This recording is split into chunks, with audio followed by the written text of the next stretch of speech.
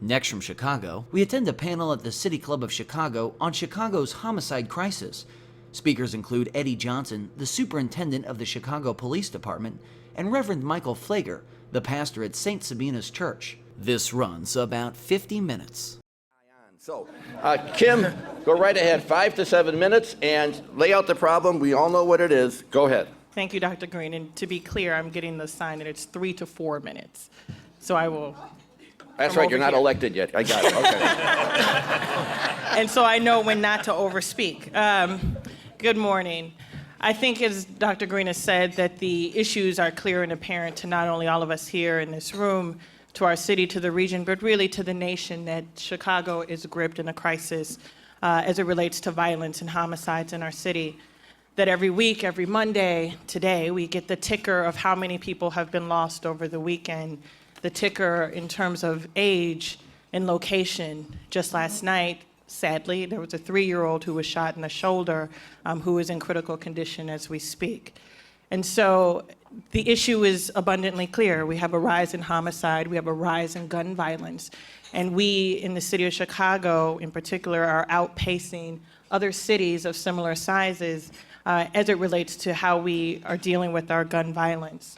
Quite frankly, as law enforcement, in particular from the prosecution standpoint, the work that we historically have done is in the aftermath. We deal in a reactionary way to these issues from the state's attorney's standpoint once someone has been arrested and then making the charging decision.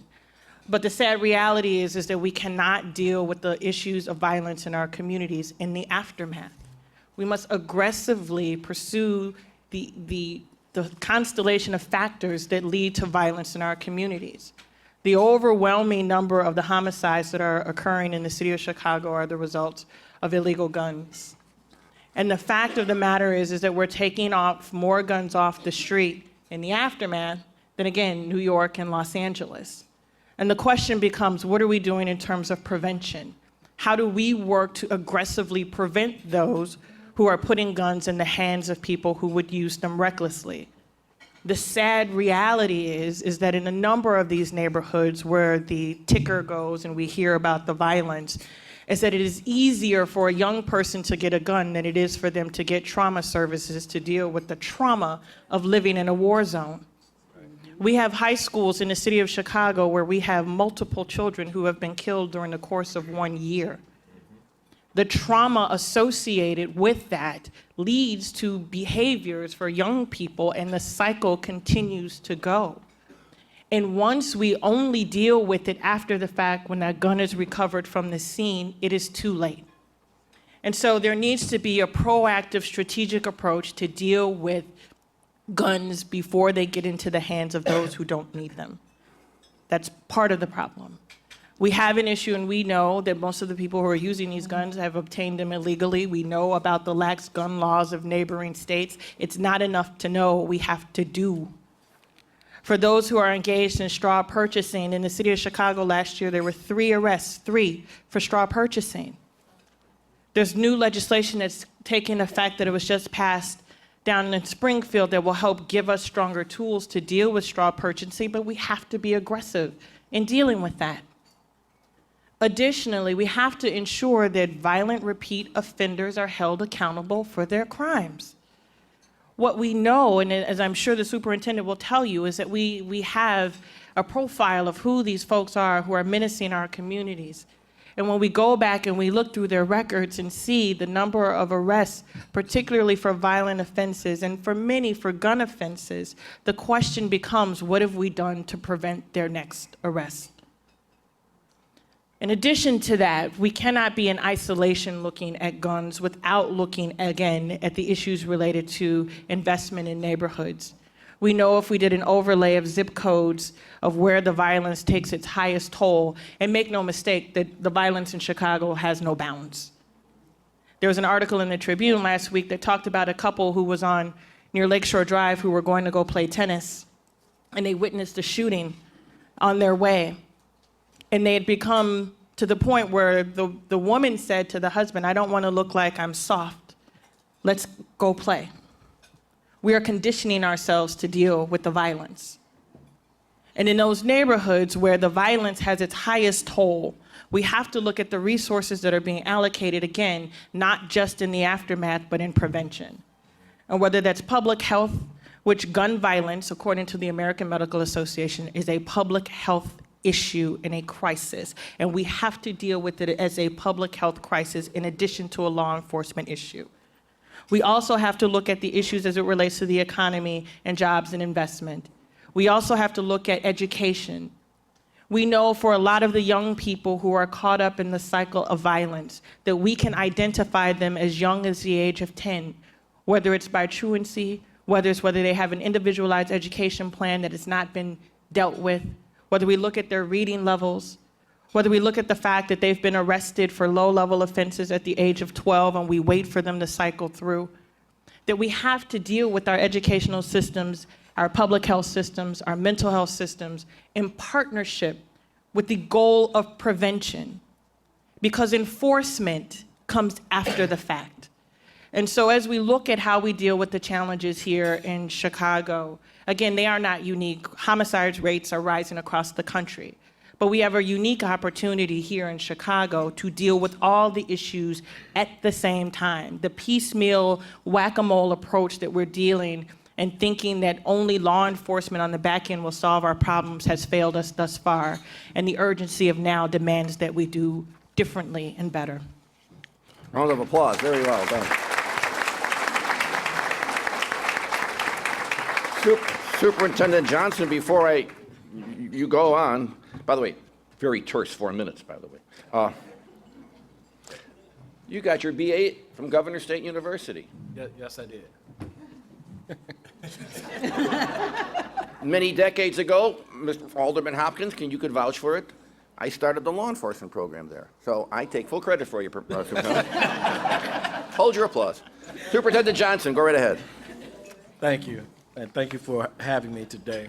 So I'll just echo some of the statements that Ms. Fox made.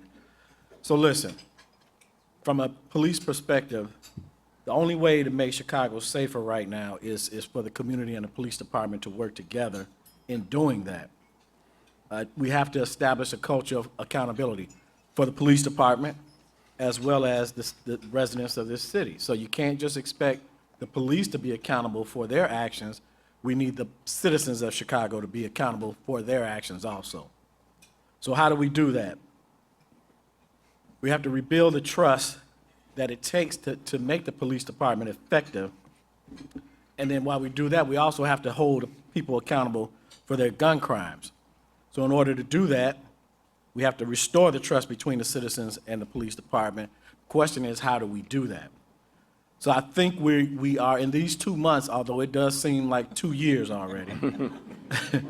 But in these 2 months, I am really encouraged and optimistic about the gains we've made in terms of restoring trust. It's not success yet, but I am seeing progress, and a lot of that is because, we're engaging in town hall meetings with different parts of the city. Because I can tell you all this, I've probably been to roughly 30, somewhere around that, 30 town hall meetings in different places around the city.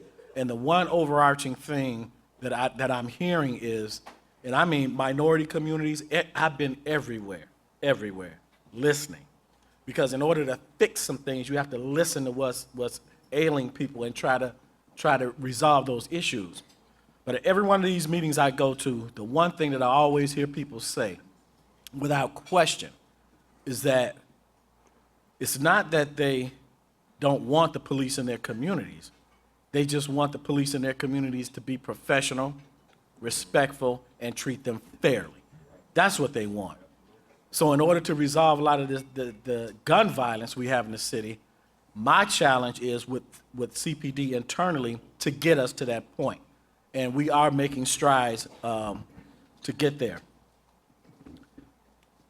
How do we do that? We reaffirm CPD's commitment to accountability. So right now, we've established a new Bureau of Professional Standards. That bureau will be responsible for training, dealing with the task force accountability that, the mayor's task force made several recommendations. I think it was 76 of them in all. In 4 months, they did a fantastic job in analyzing things within CPD. So I think they gave us 76 recommendations. When that report came out, within 4 days, we had implemented a third of them. So that shows you that we are serious about changing CPD internally. Because unless the public believes that we are serious about this change, they'll never give us the trust that we need. Because when you hear me say the police is only effective as the trust that the community has in it, I really believe that. The majority of your men and women in blue do want to do the right things. They want to treat the communities respectfully and fairly. Sometimes they get a little bit off track, and it's our job to identify inappropriate behavior early on so we can get that police officer back on track. Now, we have a small subsection that I believe is engaged in inappropriate activity, where there's zero tolerance within CPD for that kind of activity. Those individuals have to know that they will be accountable for their actions. If it's not the type of actions that we deem to be appropriate or professional, then they'll be held accountable for it. And that starts with me down to the last probationary police officer. So this bureau, this new bureau that's been created, they are tasked with the training issues, responding to the Department of Justice recommendations that will be forthcoming, as well as the mayor's task force recommendations.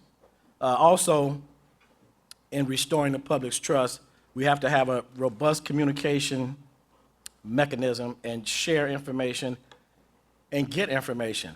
One thing that I've heard time and time again in the minority communities, we will feel more comfortable giving information to people that look more like us. So diversity is what they're asking for, diversity in their police department. And I do think that your police department should reflect you. I do. I think that we're moving in that direction. We had a entry exam not too long ago. The one before that, we made a big push to get minority applicants, and we failed on that. And I think that with CPD, if you fail on something or you do something wrong, it's important that you acknowledge it, fix it, move on. So we failed at that, and the reason we failed at it was because we used information mechanisms that maybe I would use to get information. Print media, television, alderman's office, the elected official's office. That's what we use because that's how we grew up getting our information. These young folks now don't use that stuff, but we found that out the hard way because that particular entry exam, our targeted goal of minority applicants, we failed to reach that goal. So we retooled. We went back out to the communities, talked to them, and listened to them. So this time around, when we gave the entry exam, we used, what do they call it? Snapchat. Oh. See? You all didn't know I knew about that, did you? So we use Snapchat, Instagram, Twitter, things of that nature to get that information out there to the young people. We still use the other mechanisms, but not to the degree that we had before. But just that little turn in our thinking, which is why you have to be willing to listen to people. Just that little turn in the way we approached it. This last entry exam, 71% of the applicants were minority. 71%.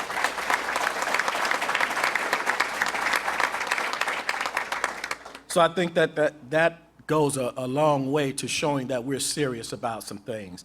Another category we should hit on with CPD is the community and the relationship building. So we're doing some different things now. My second day that I sat in the seat, I instructed the deputy chief of the training academy to create what's called peace circles. And the way I'm just going to indulge me just for a moment, I want to tell you how I found out about peace circles. After I became superintendent, you're like, okay, what now? Well, I saw two officers in my office area kind of talking and just going through some things. So me being the manager, I said, we don't have time to waste here. There's no crime going on up here. So what are you all doing? So I just kind of peeked at them, and I saw an officer showing my secretary these photos of these groups she had put together. So now, because I'm a police officer, which makes me a nosy person, I said, what is that all about? And she started explaining the idea of peace circles to me. I told the director of the training academy, or the deputy chief, I want to do this, not next year, not next month, I want to do it now. So within a week, he had put together this program, and what peace circles is it takes the police recruits from the academy and partners them up with a minority high school. So in this particular instance, it was Marshall High School. So you took minority students and paired them with police officers. Because I think a lot of the issues between CPD and the communities we serve, you have two different cultures coming together that don't know each other. And when you don't know something, your human tendency is to resist it or fear it. Well, these peace circles help break down that fear between the police and these minority children. It gets these police officers who hadn't dealt with African-American kids before, it gets them to see those kids as kids. Conversely, it lets those kids see these police officers as people also that have the same trials and tribulations that they go through on a daily basis. And it just facilitates dialogue and understanding between the two groups. And I can tell you, last week, I visited one of the peace circles, and I spoke to the officers separately, one at a time, then I spoke to the students one at a time. Now, the officers, police hate two things: change and the way things are. So they can be a difficult group to navigate. So I really didn't know what to expect from this exchange, but I can tell you all this, and this is why my secretaries accuse me of being a guy where the glass is 3/4 full all the time, not half full, but 3/4, because I look at the positive things all the time, and I'm always optimistic. Well, when I talked to the kids that were participating in this program, so these were juniors and seniors at Marshall High School, black kids, right, that for the most part have had all negative interaction with police, right? So I was really bracing myself when I spoke to these kids, and I talked to each one of them individually. To my amazement, those kids loved this program. So much so that the juniors that were involved in it asked me, could I ensure that we bring the program back to Marshall High School in the fall when they come back to school. So that's a win for us. That's a win. On the police side of it, they were just as equally positive about the program, because some of them told me, I grew up in Park Forest. I never knew. I just thought, when I go into the African American communities, that they were just bad people. And now I have a different perspective, because now they recognize that all kids are not bad. Do we have our challenges and our kids that do need some direction? Yeah, we do. But that's not all of them. So those things are going a long way to help rebuild the trust. So let's get down to the nitty-gritty of it. The violence right now in Chicago is completely unacceptable. We know who's driving it. Like Kim Fox alluded to earlier, we have a what we call a strategic subject list. That list documents people. It's a computer software program that documents who will most likely either be victims of gun violence or the perpetrators of gun violence. It doesn't identify people by race, gender, ethnicity, geographic area, none of that. It just simply looks at the algorithms use things like people that have had contact with police or law enforcement in their background. So let's look at what's been happening. Like she said, Chicago removes more guns than the LAPD and New York PD combined. Think about that for a moment. And that's not because we're that much better than them, because we're not. It's because we have that many more guns out on the streets of Chicago. The CPD from January 1st of this year, this is going to be a really sobering stat that I'm getting ready to give you. But you need to think about it. CPD, since January 1st of this year, has removed one illegal gun per hour every day of this year. So when you think about that, it's completely unacceptable. We have to do a better job of holding people accountable. I told you all Memorial Day weekend is a perfect example of these individuals that we identified on this list. It's a small subsection of Chicago. We got, 2.6 million people in the city right now? We're talking 1,300 to 1,400 individuals that are driving this violence. So this past Memorial Day weekend, we had 66 people shot, right? 80% of those individuals were on this list that I'm talking about, 80%. 100% of the identified offenders from those shootings were on that list. 100%. That tells you right there that we have identified the people most likely to engage in this activity. But what do we do about it? The police department, your police department is, I believe, doing their best. The trust issue between the police and the communities, we're working on that. Rome wasn't built in a day. That's not going to correct itself overnight. So that's a project that we're working on. But we're getting there. We're making some positive strides. But in the meantime, we still have to deal with all these shootings, right? Superintendent, fear in my voice. Could you wrap it up? We got Okay, I'm sorry. Father Flager swinging a couple bats in the on-deck circle, and So to put it in a nutshell, this is what we need. We need to hold these individuals accountable. We need our legislative partners to help us and our judicial partners to help us out. So I've been having meetings now with some of our legislative partners to help us get to that end. So the gist of it is we have to do a better job as a city of holding these individuals accountable. And I will turn it over to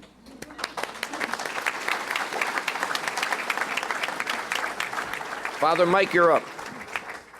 I'm going to just give my view from 79th Street, where teddy bears and balloons become landmarks, sirens and helicopters become the music of the night, and where oftentimes the presiding emotion is fear.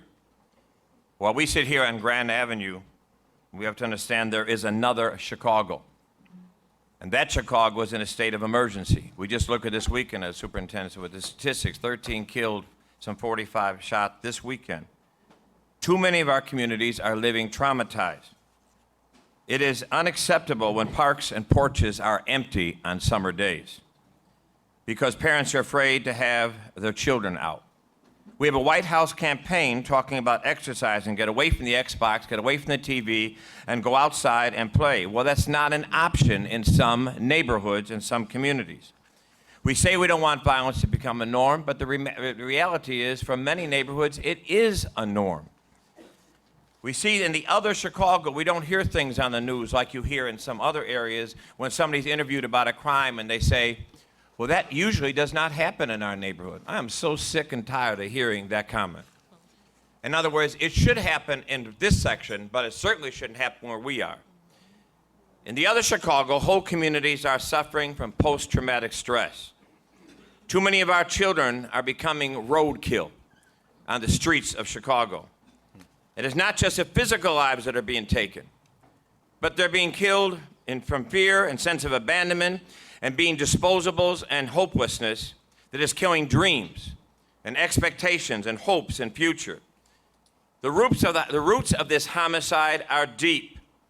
And the truth is, violence has become a big business in America, both from the street to politics to the prisons.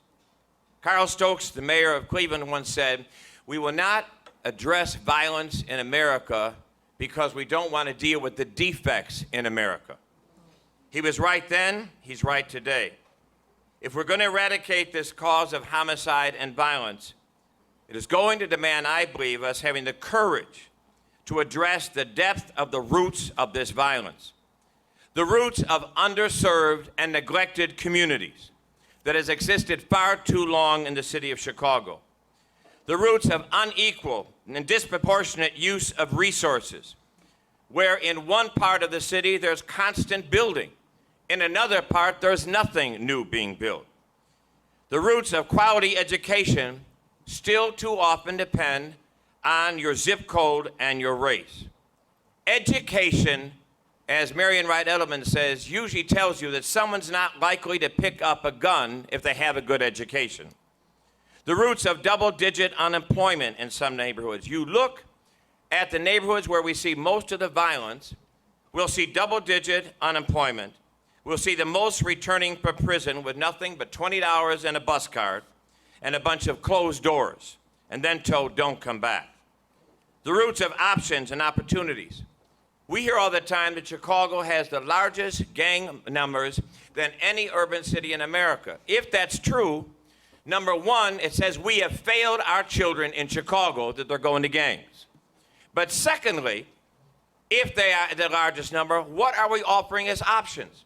If Mike Flager is a gangster disciple and says, I want to turn my life around tomorrow, where does he go? Do we call 911? Do we call 311? What are the options and the opportunities? We have to deal with the roots of broken relationships between community and law enforcement, as the superintendent mentioned. I love this man here and have total confidence in him. But as I said to him the other night on Friday at our march, he has 3 full-time jobs. He has to restore the trust with the community. He has to come up with strategy to deal with violence. And he has to also bring accountability inside the police department of a culture that has not been held accountable. His job is impossible if all these other things around it are not done on the prevention side, so that when he comes in for law enforcement, he's got an equal playing field to come into. We got to deal with the roots of guns. As Kim mentioned, when it's easier to get a gun than it is to get trauma or help or a computer or even a book in our community. We have to deal with this proliferation. We have to deal with these political figures that have been bought by the NRA and refuse to do anything in order to make guns not accessible on the streets of Chicago. We've got to do it nationally, because right now we can have whatever laws we want in Chicago and Illinois, and you can go to Indiana and get whatever you want. And there's no accountability to the person who buys 200 guns and sells them on the streets, and nothing's held responsible to him. We got to deal with guns.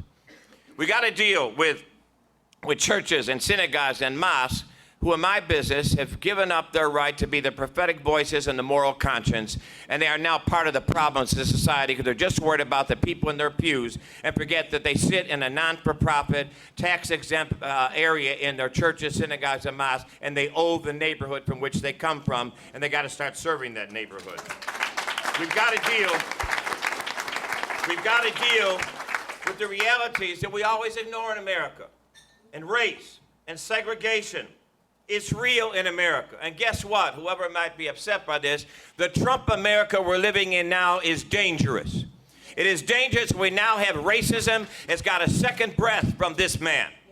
Racism and segregation are on a rise in America, and we better have the courage to deal with it, or we're going to continue to say black communities on the west and the south side that you are disposable and we don't give a damn about you. We owe them the same equal opportunity as every other neighborhood in Chicago. Finally,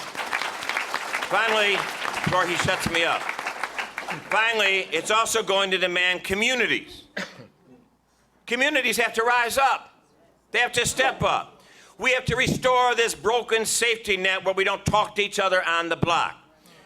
I said this on Friday night, and I keep saying this every place I go. You can be overwhelmed with the violence in Chicago. But if you just decide I'm going to take care of it in my house and on my block, if everybody just takes care of their block, block by block, we can take back this city. We've got to become the blue lights to look after each other instead of waiting for somebody else to report it and do something about it. But that's going to take with trust. As the superintendent said, that trust has to be built where people can talk. We've got to put parenting back in homes and home structure. Your children are not your friends. Your children are your children. Raise your children and call them to be the trained up children they're supposed to be. We've also got to change the mindset of our young people, not by condemning them and judging them, but by loving them and talking to them and putting our arms around them in our churches and our streets. We have to change the mindset that social media and street credibility are what determines what you do with your life. Social media is a joke, and street credibility lasts till the next person does something on the street. Guns cannot be the first offense or defense in which we handle our problems. But we can't just blame young people doing this on the street because they've learned this from America. In America, what do we do after 9/11? We prayed, and then the next day we bombed the hell out of Iraq. We teach violence in this country all the time. And until we deal with it in America, we're never going to deal with it on the streets of America. We've got to change the mindset of our young people. And not just have gun control, we've got to have mind control. And we've got to teach that. I believe we've got to teach conflict resolution in the police department and in every school, from preschool to senior year of high school. I don't know why that is not a mandatory curriculum with every public school and Catholic school in the city of Chicago. Children have to be taught conflict resolution. Last point. Go ahead. Don't look at me.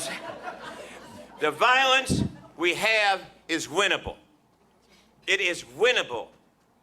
We have the resources, we have the ability. What we lack, we have the desire, but we lack the will to do the hard things it's going to take than just Band-Aid it or confine it. I am tired of going to meetings with some folks in other parts of the city and say, well, now this violence is coming to my neighborhood.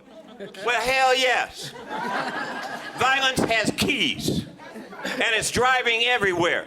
And don't wait till it gets to your door before you care what happens on the south side and the west side of Chicago. These are citizens of Chicago and deserve the same safety that you have. We also lack the resources, which is why I believe, and this is just me, I'm not speaking for Archbishop Supridge, but I believe that we need to call in the state of Illinois a state of emergency. Let me tell you why. Because the city's broke, the state's broke and dysfunctional. And in downstate Illinois, when a hurricane happens, a tornado happens, what do? We call a state of emergency and resources are brought in.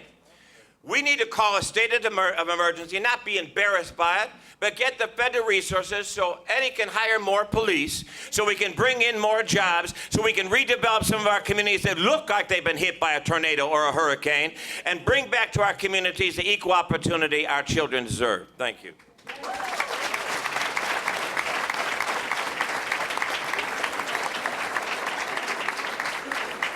And some people think oratory is a dead skill, huh? Well done, Father. Ms. Pendleton, I know it's a tough act to follow, but give it a shot. I was going to say, well, I have nothing to say because you just said everything and very aggressively. Well, thank you all this afternoon for having me here.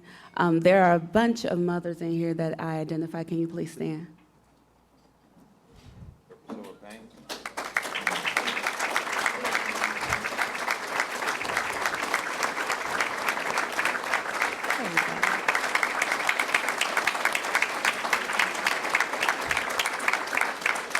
Thank you. I just kind of want to speak from this perspective. The mothers that are here, that are standing, are very active in the communities. And it's unfortunate that we have to experience issues like this and become active before our voices have weight. I believe that everyone who is within a community, who is a mother of someone, and matter of factly, let me stop before I start talking. Where are the dads that are affected by violence as well? Where are the dads? Please stand. Please stand. Please stand. Thank you. I did that for a reason, because oftentimes the mother's voice is always requested or required, and people want to know how we feel about things since the trauma of losing our children. They always want to know what we're going to do next, if we're going to do anything next, can we do something next, is there a next? And the reality is there isn't a next for everyone. Next sometimes feels selfish, and you feel guilty along the way. And it really requires an ample amount of time, an ample amount of conversation with yourself on a daily basis and with your therapist I have one. I recommend them for everyone.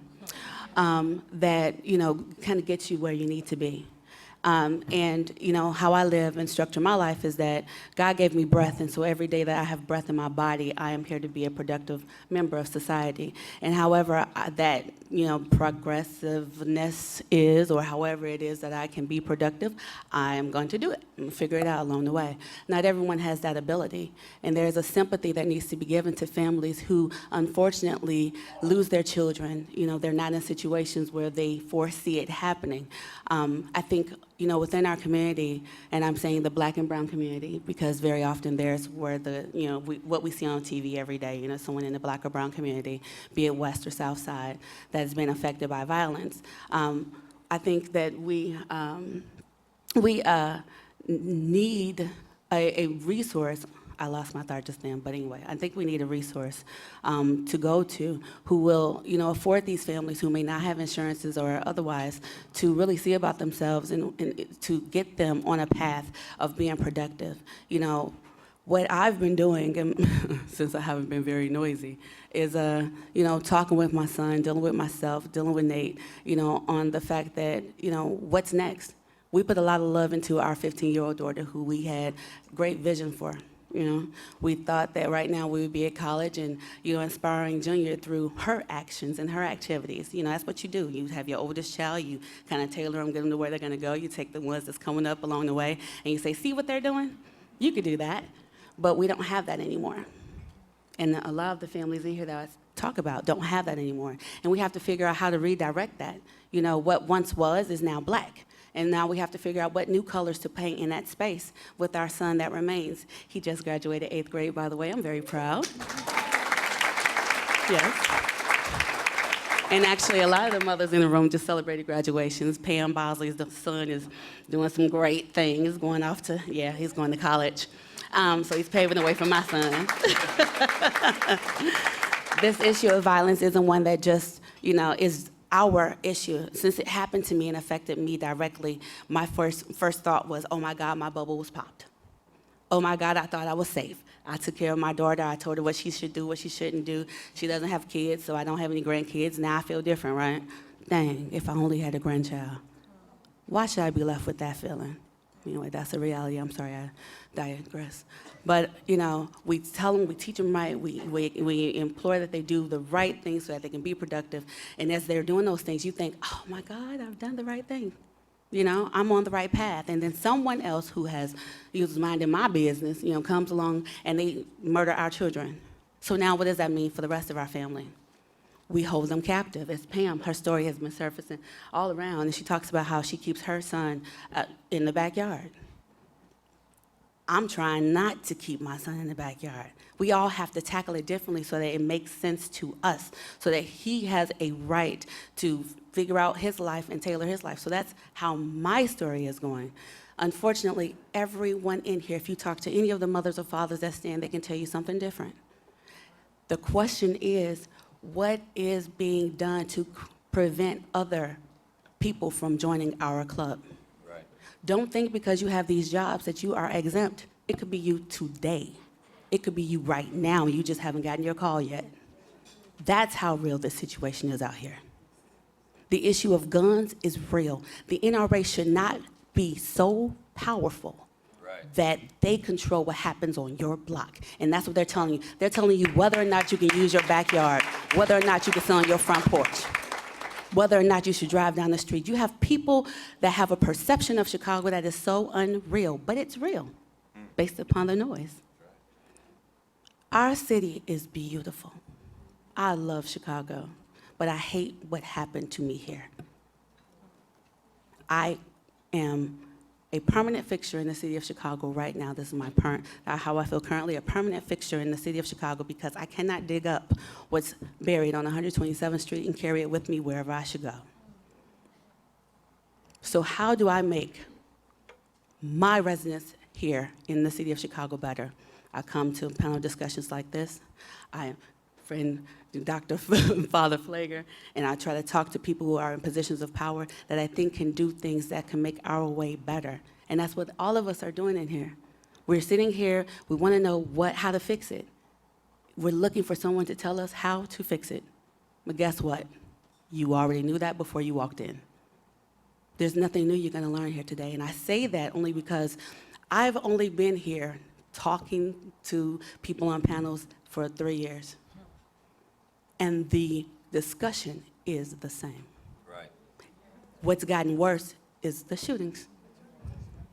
The guns were illegal 3 years ago. They're still illegal today. The amount of guns and the usage of it, that should tell us that there is something that is wrong within our school system, as Father Flager alluded to.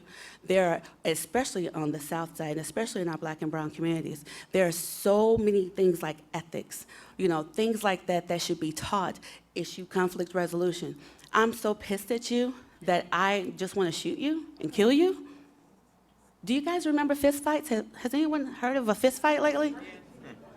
Like, seriously, and the sad part is social media perpetuates the embarrassment. So it used to be you and about 5 people, 6 people, whoever knew the fight was going to happen. You get your little butt whooped. You feel so embarrassed. Oh, my God, what am I going to do? That never happened to me, though. Okay, don't try me. But, it was just a couple people. Now that happens, someone's taping it instead of breaking it up. Someone's, posting it before you can resolve the issue. No one's telling these young people and young adults, what's right, what's wrong. And so I think that it is a situation out here that is really sad, to be perfectly honest. It's really sad that we all have to figure out how to rebuild our lives. Some of us have more children, some of us don't. How to figure out how to rebuild our lives ourselves and then all of the community. So I think everyone in here needs to take a responsibility, a role, an active role, and figure out, if you are up north and it's working right for you up there, what is it that's working up north that couldn't be working out south or out west? Who is it that I could talk to and share something that I am doing with on the south and west side so we can make these areas better? These young people are not all broken and messed up. These young people are without resources and opportunity. If they had those, they would make different and better decisions.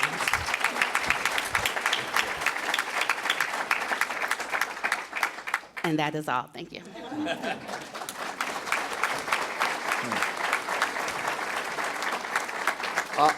We have a number of questions. We have more questions than we could possibly ask. And we're going into OT. Madam President, is that okay? Yes, of course. Yes, okay. We'll go to 1:30. Okay, here we go. First question. This is from Rufus Williams, Better Boys Foundation, Family Services. Still Better Boys Foundation, isn't it? Well, it used to be. That's why it's BBF Family Services. All right, well, remember, I'm from the old neighborhood too, so I don't know. Here's a question. This is for you, Superintendent. You have stated that 1,300 known people are primarily responsible for the havoc in our streets. Is this a rolling number? What keeps CPD from dealing with them? Okay, well. Kind of a direct question, but. Yeah, it fluctuates somewhere between 1,300 and 1,400 individuals. And the reason that CPD can't just deal with them directly is because, as I said before, the algorithms that are used, they still have to commit a crime. It's simply based on what they've done in the past.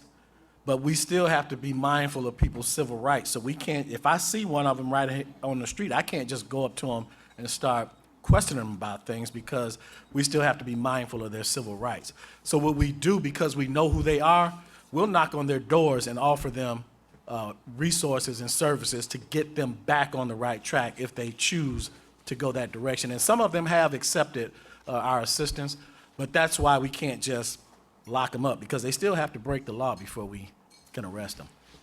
Okay. Next question comes from, and I don't know, I'm sure this is Marcia Lee, Purpose Over Pain. Are you here, Marcia? Yes. Oh, right over there. This is for you, Kim. Regarding unsolved murders in Illinois, we have cases that have pertinent info, but state's attorney has not moved on or brought to a grand jury. What will you do to have more cases? What will you do to move these cases forward? Thank you, Marcia.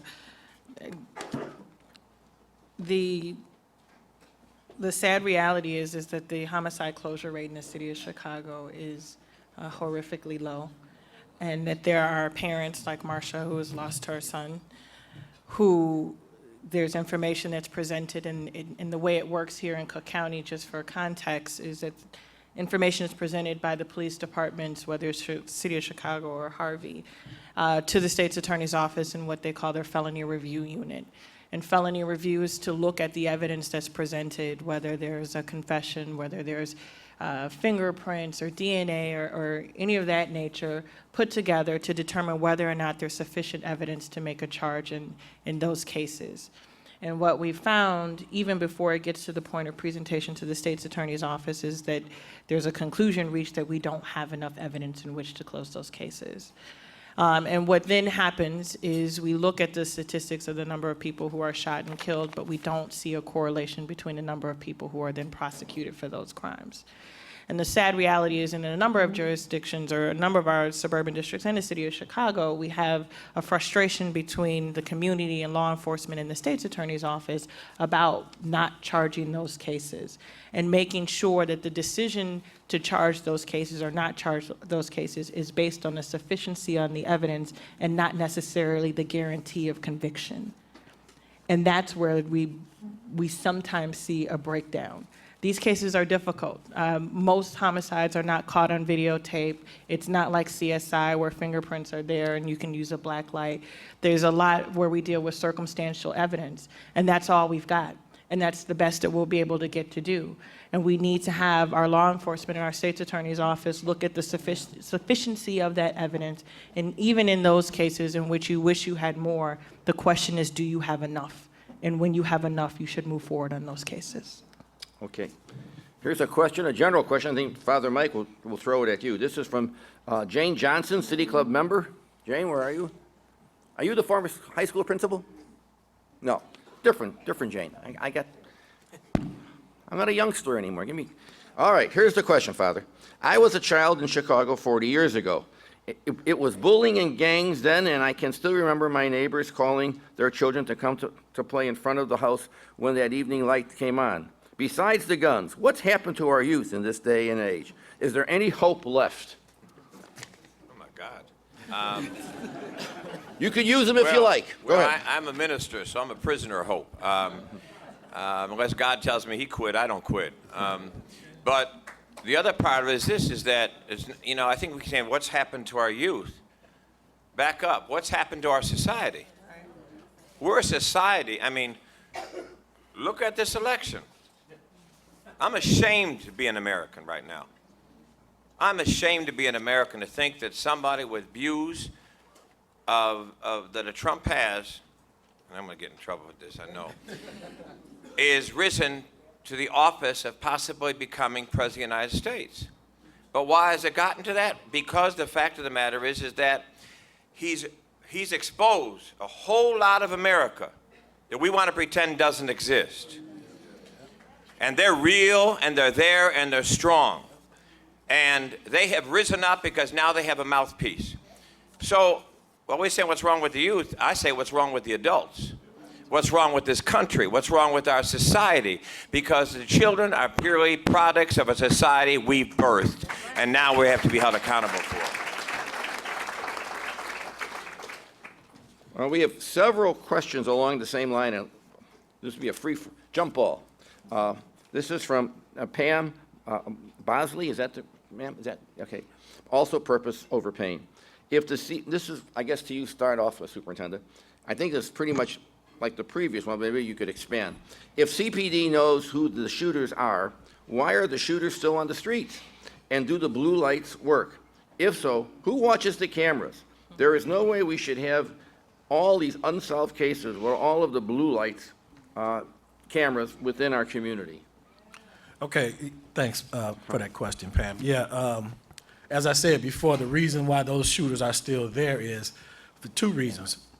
We've identified them, but again, CPD can't just go pluck them off the street until they actually do something that we can arrest them for. But even further than that, the system of accountability is broken. These guys are repeat gun offenders, repeat. So a lot of them, like there's a guy that I have in front of me right now. He's been arrested 5 times. He got 8 years, 1 year, 6 years, 4 years, 120 days. all for UUW offenses. That's illegal weapons, where he's used them in attempt robberies or just shot someone. He got all that time in prison, right? But he didn't spend that much in there. So what was the end result? He got murdered not too long ago because we've identified him as being one of those individuals. So we have to have our legislators help us with this situation and strengthen our mandatory sentencing as far as gun crimes go. Because if you're willing to pick up a gun, then you're willing to use it. Otherwise, why pick it up? So that's one of the things we have to work on in terms of the blue light cameras. Chicago's camera system, I think the only people that have a more exhaustive camera system is Israel, a country, and I believe London, Paris. The problem isn't that we don't have enough cameras. Quite naturally, we have thousands of cameras. I think 20-some thousand cameras out there. So clearly, we can't have someone looking at all of those cameras. The issue becomes, and the blue light cameras do work. The problem is, unless somebody takes control of it, it's designed to pan around. So it might catch something right before something happens, and then it pans away from it. So it's just impossible to figure out a way to know that that camera is going to catch that particular action every time. But we have had some positive results from the cameras, but that's not everything that we need. And believe me, criminals, they take notice of those cameras, so they do certain things away from the cameras, and I think there's a misnomer that a lot of those cameras don't work, but they do. They work, and we do glean some evidence from them. You're watching the Illinois Channel, an independent nonprofit corporation formed to provide gavel-to-gavel coverage of Illinois state government and other public affairs events taking place across Illinois.